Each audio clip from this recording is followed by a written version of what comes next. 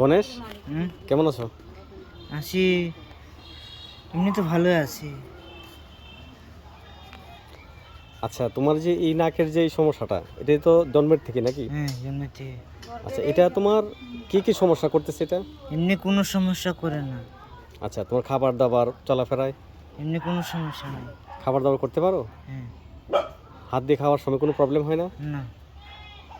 আচ্ছা, তোমার এই নাকের এই যে দৃশ্যটা, এটা নিয়ে কি এলাকায় কোনো মানুষে হাসাহাসি করে বা এরকম ঠাট্টা বিদ্রুপ করে?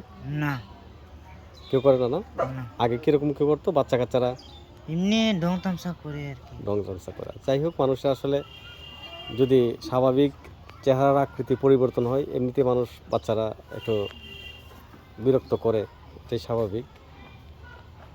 তো তুমি কান্না করতেছো? না, আমার চোখের সমস্যা আছে কারণে আমি। আচ্ছা, তোমার কি খারাপ লাগে না এটা এরকম একটা প্রবলেম তোমার? না, আমার কোনো খারাপ লাগে না। তোমার কি মনে হয় না তুমি স্বাভাবিক জীবনে ফিরে আসো? খারাপ লাগার কার কোনো, আমার ঈশ্বরের দিছে আমি রাখছি। এখন কি তোমার চিকিৎসা হওয়াটা কি দরকার? এমনি আছি, বহুত ভালো ভালো আছি। চিকিৎসা করতে চাও না? না, সুস্থ মনে আছি, অনেক ভালো আছি। আচ্ছা, তোমার কি মনে হয় এটা কি তোমার ঈশ্বরের বরদান এরকম কিছু মনে হয়? হ্যাঁ, ঈশ্বরের বরদান। এটা তোমাদের তুমি কি মনে করো যে ঈশ্বর তোমার কেন দিয়েছে, এটা কেন মনে করো? ঈশ্বর দিছে এই পৃথিবীর মানুষ যাতে দেখে আর কি। এটা যে কোনো আসল বিষয় থাকলে এটার মধ্য দিয়ে সমাধান হয় আর কি। দেব দেবতাদের মধ্যে আছে এটা।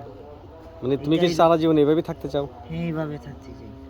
আপনি তো গণেশের মা না? হ্যাঁ। আচ্ছা, এই গণেশের এই যে সমস্যাটা, এটা কতদিন যাবত?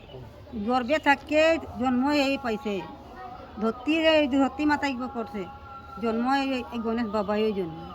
এইভাবে জন্ম হয়েছে। হ্যাঁ, এখন আপনি কি বিশ্বাস করেন যে ও আপনার গণেশ বাবার গণেশ বাবাই। বরদান? হ্যাঁ, বরদান। আপনি গণেশ বাবাই মনে করেন? হ্যাঁ, গণেশ বাবাই।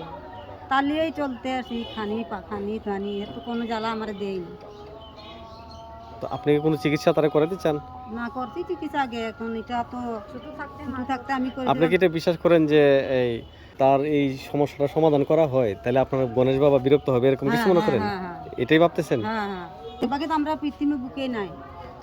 এই বাচ্চারা যদি আমার অপারেশন হয় তো পৃথিবীর বুকে মা বাবা হোক, গণেশ বাবাই দান করছে।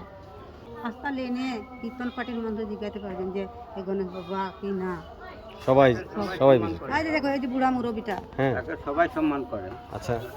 সম্মানের কোনো অসাধ্য নাই। কেউ হাতে যদি 2-4 টাকা চায় তো তাকে দিতে দেয়। অবাধ্য করে না। আচ্ছা। তার কোনো এই গ্রামের কেউ অটুটি করে না। তার এমনি ঢংঢাং মানুষে করতে পারে, তো এটা হলো স্বাভাবিক, ওই একটা ঢংঢাং করি আর কি। দর্শক, বিশ্বাস অনেক বড় জিনিস। আসলে কখনো কখনো মানুষের বিশ্বাস মানুষের চাহিদার চাইতে অনেক ঊর্ধ্বে চলে যায়। তার এই নাকের সমস্যা এখন তার পরিবার, বাবা মা সবার কাছে এটা তাদের বিশ্বাস হয়ে গেছে। তাদের ঈশ্বর বা তাদের পিতা গণেশ তাকে এটা বরদান দিয়েছেন এবং ওনাকে এটা তার সন্তান হিসেবে বরদান দিয়েছেন। হ্যাঁ, বিশ্বাসের বাইরে কোনো কিছু নেই। প্রত্যেকটা মানুষ বিশ্বাস করে, ধর্মীয়ভাবে বিশ্বাস করে, কুসংস্কারে বিশ্বাস করুক, যেভাবেই হোক, মানুষ বিশ্বাস যখন হয়ে যায় তখন আর তার বিশ্বাসের উপর আর কোনো কিছু কাজ করে না। তো সবাই ভালো থাকবেন।